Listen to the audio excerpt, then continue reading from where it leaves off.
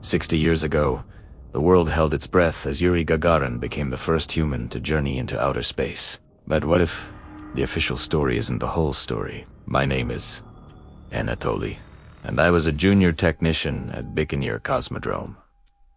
On that historic day, I'm an old man now, and the secrets I've carried are heavy. It's time the world knew what really happened up there, in the silent, star-dusted darkness above our planet. The morning of April 12th, 1961, was electric. The air in the mission control bunker was thick with tension, the smell of stale coffee and sweat. Every console was a constellation of blinking lights, each one a prayer. We were a mix of hardened engineers and fresh-faced idealists, all united by a single, audacious dream. At the heart of it all was Sergei Korolev, our chief designer. He was pacing like a caged lion, his face a mask of controlled anxiety. We'd had failures, catastrophic ones. The cost of this mission wasn't just metal and fuel. It was the nation's pride and, most importantly, the life of a young man named Yuri. Through the crackling speakers, Gagarin's voice came through, impossibly calm. "Poyahali. Let's go." It was a simple phrase, but it cut through the tension like a knife. Then came the roar. The ground beneath our feet trembled as the Vostok-1 rocket ignited, a furious, beautiful pillar of fire, clawing its way into the sky. On the main screen, a tiny speck of light ascended, carrying all our hopes with it. We watched the telemetry, our hearts pounding in sync with the data streaming back. Stage, separation, nominal, orbital insertion, perfect. Yuri was in space. His voice, filled with a boyish wonder, described the view. "The Earth is blue. How wonderful. It is amazing." A wave of relief washed over the room. We cheered, we hugged, we cried. The first part of the impossible had been achieved. The flight plan was simple. One orbit, then re-entry. Everything was going perfectly. Gagarin was describing the continents passing below, the profound blackness of space.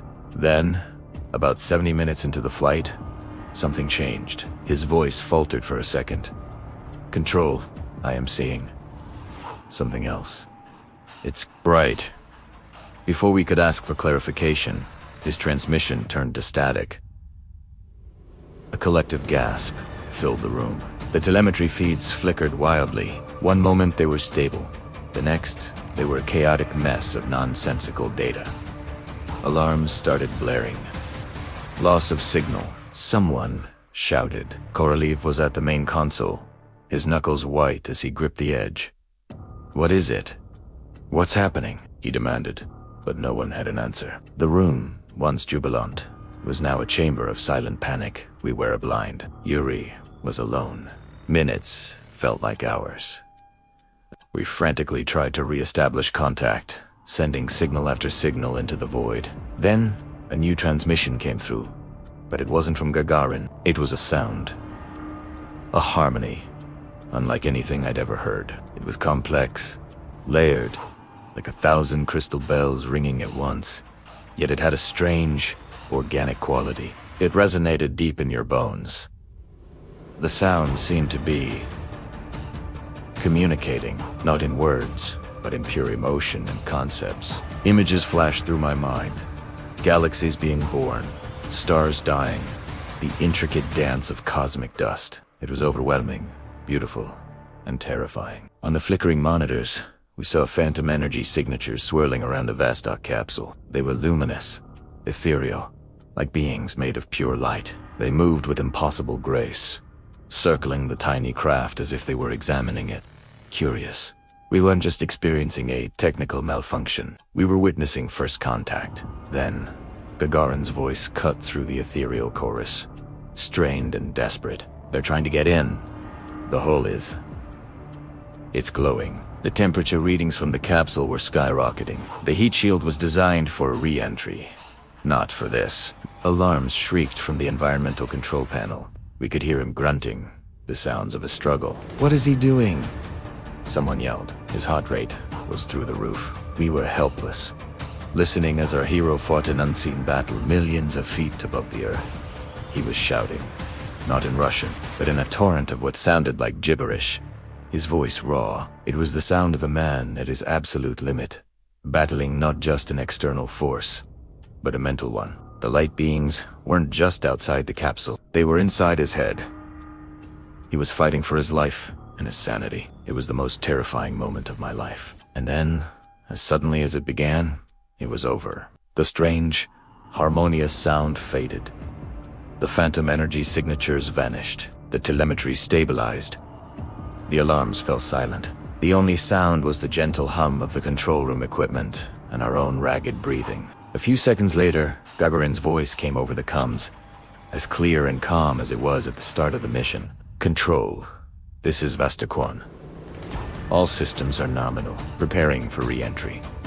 There was no mention of the light, the heat, the struggle. It was as if the last 10 minutes had never happened. Korolev grabbed the microphone. Yuri, report your status. What happened? Gagarin's reply was chillingly serene. Everything is fine, Comrade Chief Designer. The view is spectacular. Ready to come home, we stared at each other, bewildered. Had we all imagined it? But the data logs didn't lie. Something profound had occurred, and the man at the center of it was acting as if it were just another day at the office. The landing was a success, and Gagarin became a global hero overnight. But behind the scenes, a different story was unfolding.